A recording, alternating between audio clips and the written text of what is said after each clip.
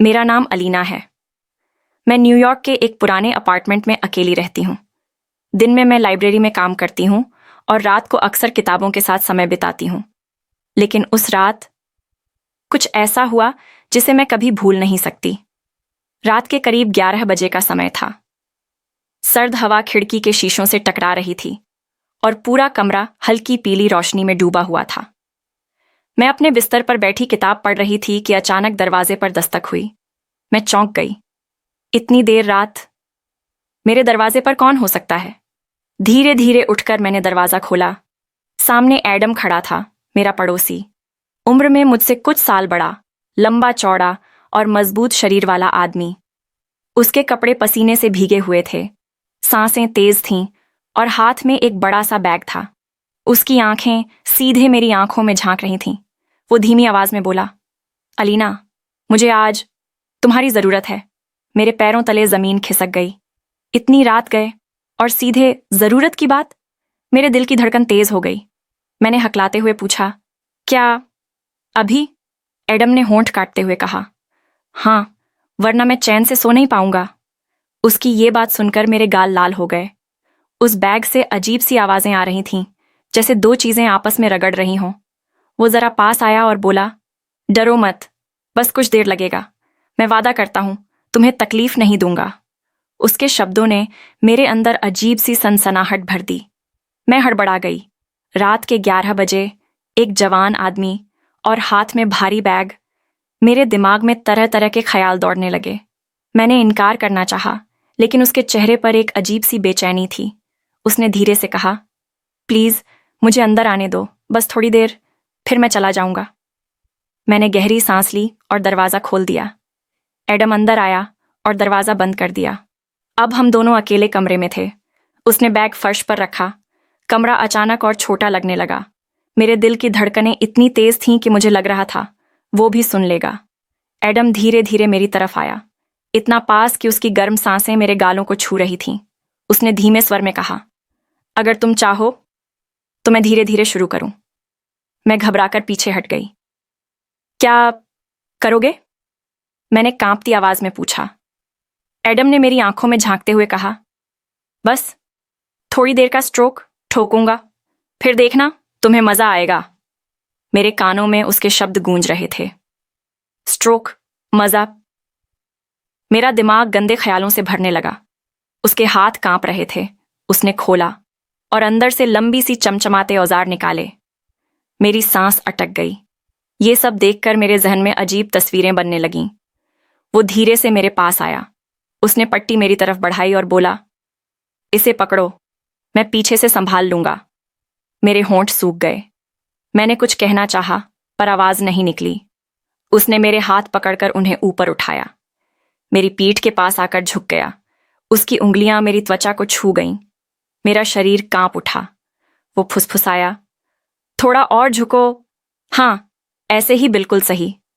उसकी सांसें मेरे कानों के पास गर्म लहरों की तरह लग रही थीं। मेरी धड़कनें और तेज हो गईं। फिर अचानक धप धप धप की आवाज आने लगी। एडम लगातार अपने औजार चला रहा था। हर वार पर मेरा दिल उछल पड़ता। उसकी हर हरकत पर मेरे मुंह से हल्की सी आह निकल जाती। मुझे लग रहा था जैसे ये रात कभी खत्म ना हो। मैं कांपते हुए बोली, एडम, ये सब क्यों? उसने बिना रुके कहा, चुप रहो, बस थोड़ा और, फिर सब ठीक हो जाएगा। उसके चेहरे पर पसीना चमक रहा था। उसकी सांसें भारी थीं और मैं हर पल गलत सही की लड़ाई में फंसी हुई थी। एडम के औजार चलने की आवाज पूरे कमरे में गूंज रही थी, धप धप धप, ठक ठक ठक। हर वार पर मैं चौंक जाती। उसकी हरकतें इतनी नजदीक थीं कि मुझे लग रहा था जैसे वो मेरी धड़कनों की गिनती कर रहा हो। उसका शरीर मेरे बेहद करीब था। उसके कंधे मेरे कंधे से टकरा रहे थे। कभी उसकी सांसें मेरे कानों को छू जातीं, तो कभी उसकी उंगलियां मेरे हाथ को। मैं खुद को बार बार समझा रही थी, अलीना, शांत रहो, ये कुछ ठीक ही कर रहा होगा। लेकिन मन में उठते ख्याल बिल्कुल अलग थे। अचानक एडम रुका। उसने औजार रखा और चैन बंद कर लिया। उसकी आंखें सीधे मेरी आंखों में गड़ी थीं। उसने धीरे से कहा, तुम्हें डर लग रहा है? मैंने होंठ भींचकर सिर हिला दिया। वो मुस्कुराया, डरना मत, मैं तुम्हें तकलीफ नहीं दूंगा, बस थोड़ा साथ दो, तुम्हारे बिना ये काम पूरा नहीं हो पाएगा। उसकी आवाज में अजीब सी गहराई थी, जैसे हर शब्द मेरी त्वचा में उतर रहा हो। उसने उठकर कमरे की लाइट बंद कर दी। अब सिर्फ खिड़की से आती हल्की पीली रोशनी बची थी। कमरा आधा अंधेरे में डूब गया। उसका साया मेरे ऊपर झुक आया। मेरी सांसें तेज होने लगीं। मैंने डरते हुए कहा, ये सब अंधेरे में क्यों? उसने धीमी आवाज में फुसफुसाया, क्योंकि अंधेरे में ही असली मजा आता है। मेरे रोंगटे खड़े हो गए। मुझे और ज्यादा डर लगने लगा कि अंधेरे में मजा, वो आखिर करना क्या चाहता है। अचानक उसने मेरे हाथ थाम ली। उसकी पकड़ मजबूत थी। मैं छूटना चाहती थी, लेकिन उसकी उंगलियां मेरी उंगलियों में उलझ चुकी थीं। वो बोला, बस थोड़ी देर, मैं वादा करता हूं, तुम्हें अच्छा लगेगा। मेरे गाल गर्म हो गए। उसके शब्द मेरे कानों में बार बार गूंज रहे थे। तुम्हें अच्छा लगेगा, मैं कांपते स्वर में बोली। एडम, तुम क्या कर रहे हो?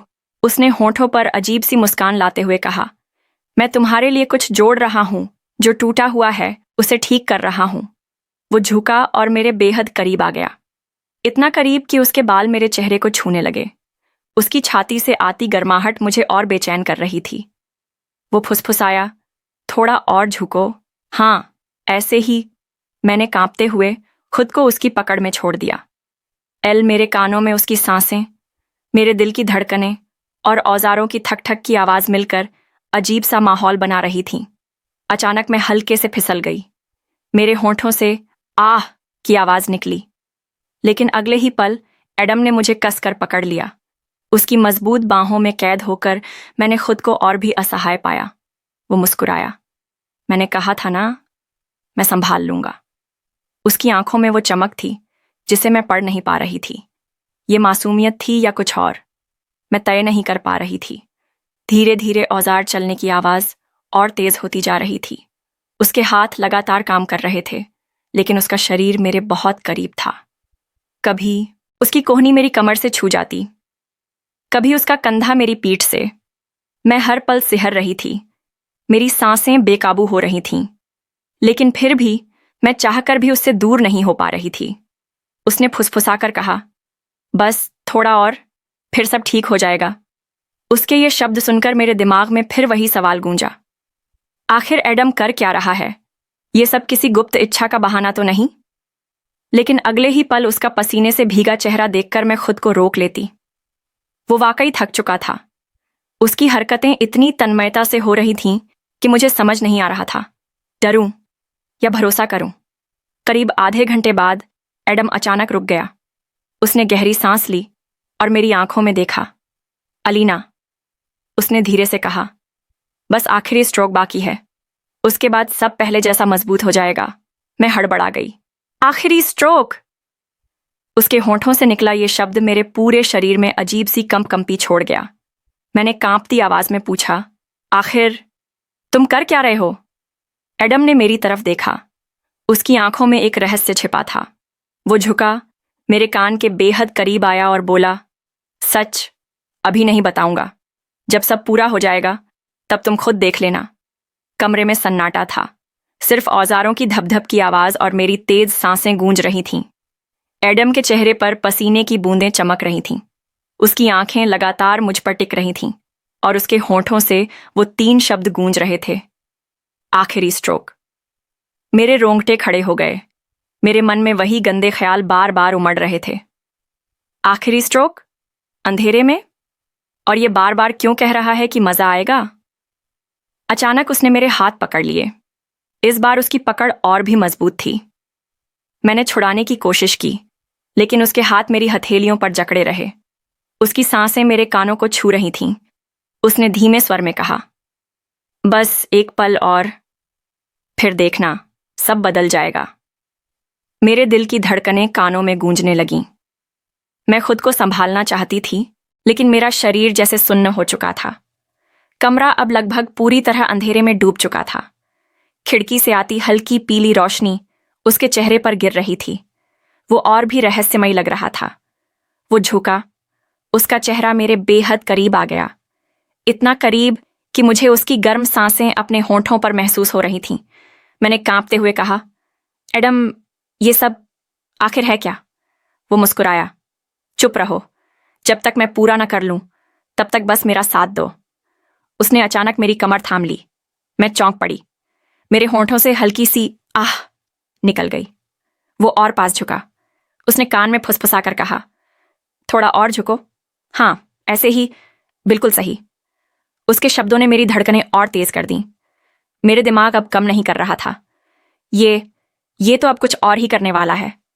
अचानक कमरे में तेज धप की आवाज गूंजी। मैं डर के मारे सिहर उठी। एडम ने गहरी सांस ली और कहा, हो गया, अब सब पहले जैसा मजबूत हो गया है। मैंने घबरा कर पूछा, क्या हो गया?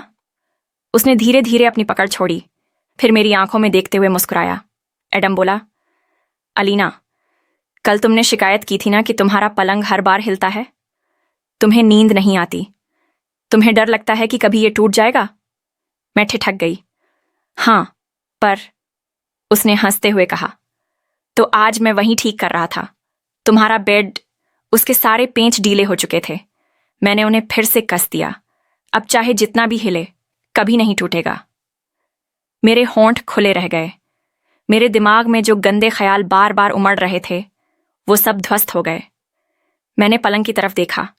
वो वाकई अब बिल्कुल स्थिर था। न हिल रहा था, न चरमरा रहा था। मैंने शर्म से सिर झुका लिया। मेरे गाल लाल हो गए। एडम ने मेरी तरफ देखा और मुस्कुराया। क्या हुआ? तुम तो ऐसे कांप रही थीं जैसे मैं। वो रुका, फिर धीरे से बोला, खैर छोड़ो, अब तुम चैन से सो सकती हो। वो जाने ही वाला था कि अचानक पलट कर बोला, वैसे जब मैं कह रहा था आखिरी स्ट्रोक, तब तुम्हें क्या लगा था? मैं हड़बड़ा गई। मेरे चेहरे पर पसीना छलक आया। मैंने झेंपते हुए कहा, कुछ नहीं। एडम जोर से हंस पड़ा। उसकी हंसी पूरे कमरे में गूंज गई। अलीना, कभी कभी तुम्हारा दिमाग बहुत गंदा सोच लेता है। उस रात मैं देर तक बिस्तर पर बैठी रही। मेरे कानों में अब भी एडम की बातें गूंज रही थीं। मैं नहीं दूंगा, तुम्हें मजा आएगा। आखिरी स्ट्रोक। हर शब्द मुझे गंदा लगता रहा, लेकिन सच्चाई बेहद मासूम थी। मैंने खुद से कहा, कभी कभी हमारी सोच ही हमें धोखा देती है। असलियत उतनी गंदी नहीं होती जितनी हमें लगती है। एडम चला गया। कमरा शांत हो गया। मैं पलंग पर लेटी और आंखें मूंद लीं। इस बार पलंग स्थिर था। कोई चरमराहट नहीं, कोई डर नहीं। बस मन ही मन में हंस रही थी। काश मेरे ख्याल भी उतने ही मजबूत होते जितना ये पलंग। दोस्तों, यह कहानी वीडियो को लाइक करें और अपने दोस्तों के साथ शेयर करें, और ऐसी ही कहानियां देखने के लिए हमारे चैनल को सब्सक्राइब करें। धन्यवाद।